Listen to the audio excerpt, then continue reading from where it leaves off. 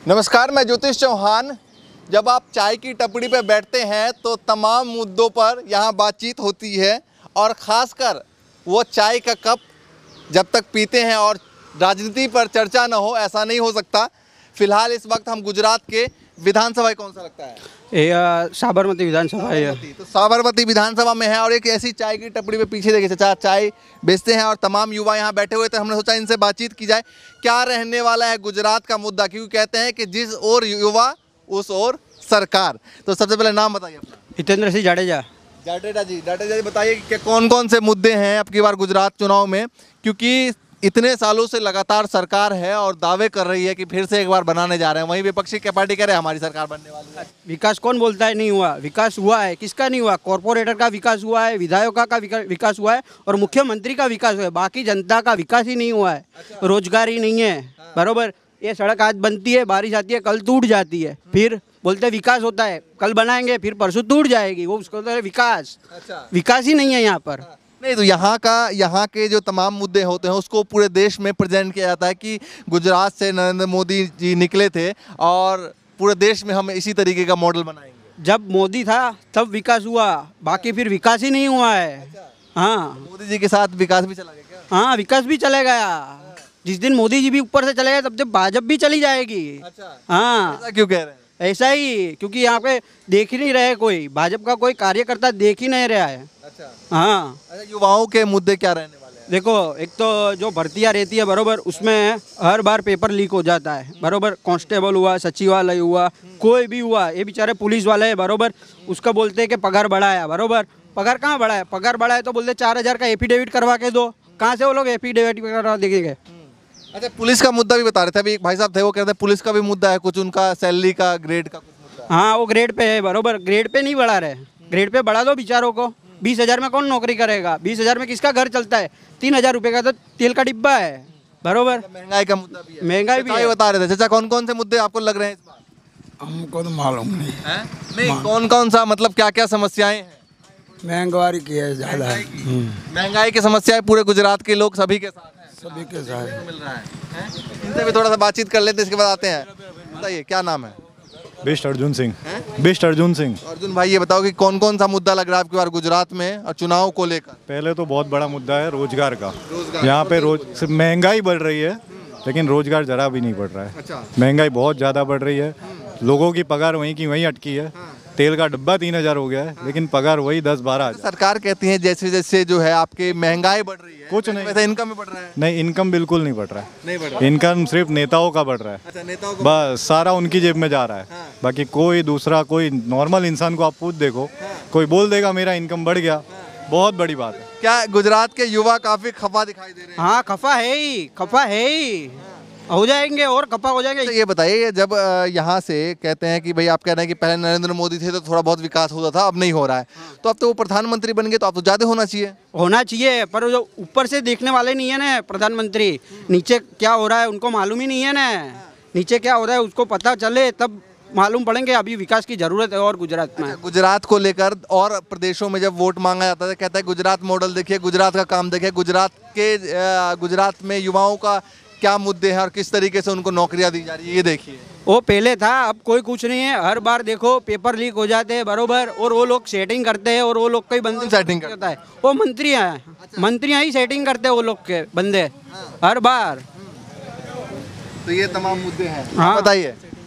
मैं सेटिंग के बारे में बता रहा हूँ। तो एक मेरे 2 दोस्त है, मतलब पेपर में सेटिंग? हाँ, पेपर में सेटिंग हुआ था। 2 दोस्त है मेरे, वो एग्ज़ाम तो क्लियर की थी, पीएचडी का क्लियर, कंप्यूटर पे सीपीटी भी क्लियर किया, पूरा पेपर लिखा, लेकिन उनका मेरिट में नाम ही नहीं आया। अच्छा। हाँ, पूरा पेपर निकालने के बाद ऐसी धांधली होती है? हाँ, ऐसे जैसे कि सब ऑडिटर है, फिर सीनियर क्लार्क है, फिर बिन सचिवालय क्लार्क है। ये 3-4 बार, तो ये तलाटी की एग्ज़ाम के 2018 में लेने की थी और अभी ये डेट जा रहा है, अभी इलेक्शन आ रहा है तो कोई एग्ज़ाम का आता पता ही नहीं है, पता नहीं कहाँ उड़ गई एग्ज़ाम।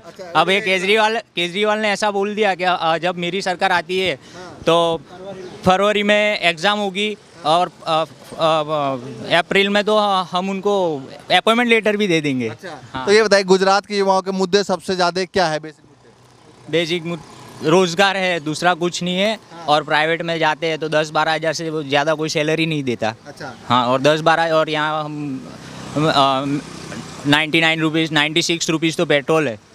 पेट्रोल अलाउंस भी तो हम महंगाई और बेरोजगारी के मुद्दे दोनों ही मुद्दे हाँ। अभी की इनकम है नहीं और खर्च जो है वो बढ़ते जा रहे हैं। आप तो बताइए। मुद्दा नहीं है मुद्दा वैसे। तो होगा, युवाओं के कुछ तो होंगे मुद्दे। एजुकेशन का देख लो, एजुकेशन का जैसे कि नॉर्मली कोई गवर्नमेंट जॉब लेनी है तुमको, ठीक है, तो एजुकेशन मांगते मिनिमम ग्रेजुएशन। लेकिन मंत्रियों को ऐसा क्यों नहीं होता? उनके लिए भी ग्रेजुएशन मिनिमम होना चाहिए।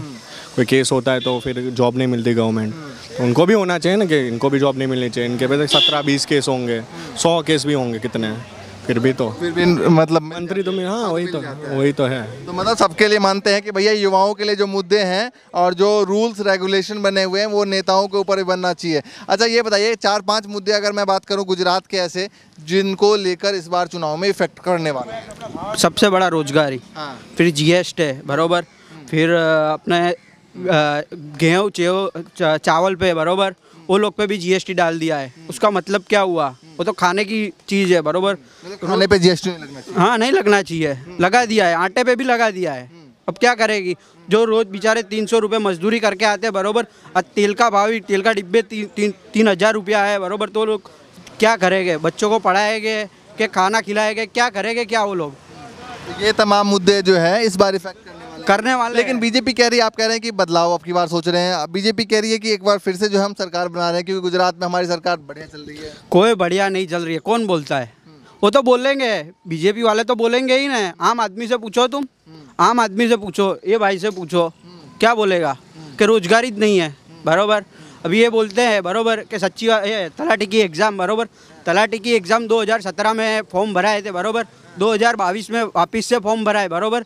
अब केजरीवाल आएगा बरोबर, तो केजरीवाल ने तो बोल दिया है कि मैं फरवरी में एग्ज़ाम लूँगा और अप्रैल में मैं सबको नौकरी दे दूंगा। तो उसका मतलब क्या हुआ? ये 4 साल वो लोग ने क्या किया? बीजेपी वाले ने कुछ किया नहीं, खाली सेटिंग ही लिया वो लोग ने। ये मुद्दा जो है, ये बेरोजगारी का मुद्दा और ये सरकारी फॉर्म भरने के बाद जो पेपर लीक होते हैं, ये मुद्दा सिर्फ गुजरात का नहीं है। गुजरात के अलावा उत्तर प्रदेश से लेकर हो बिहार तक, एमपी तक हो, तमाम राज्यों में पिछले कई महीनों में कई खबरें आ चुकी हैं जब पेपर लीक होता है।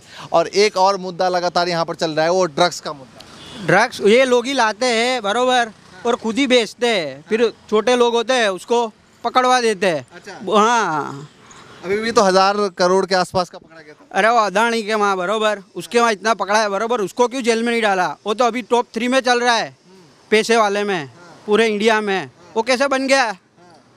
पहले तो गुजरात 5 साल पहले वो गुजरात के टॉप में था बरोबर, आज सीधा वर्ल्ड के टॉप में पहुँच गया। कैसे बन गए? वो कैसे? वो ड्रग्स उसके वहीं से तो पकड़ाता है, 9,000 करोड़ का, 10,000 करोड़ का अदानी पोर्ट से ही पकड़ाता है ना।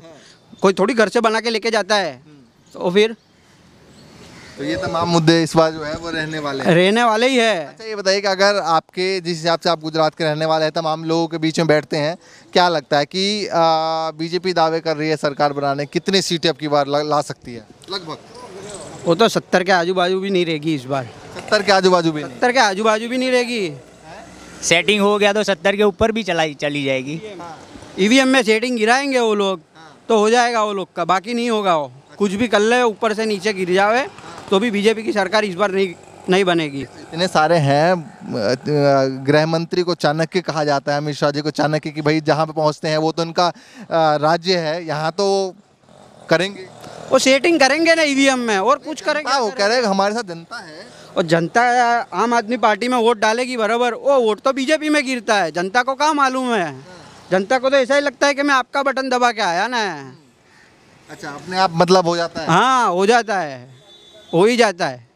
नहीं लेकिन ये कैसे कह सकते हैं ईवीएम के मुद्दे को लेकर? ईवीएम को बोलेंगे ही ना। देखो गई बार वो 100 के नीचे भी सीट थी बरोबर, फिर वो कांग्रेस के जो बागी धारा सभ्य थे बरोबर, वो लोग चले गए बीजेपी में बरोबर, उसके हिसाब से वो लोग 100+ हुई है, बाकी 100+ भी नहीं थी गई बार।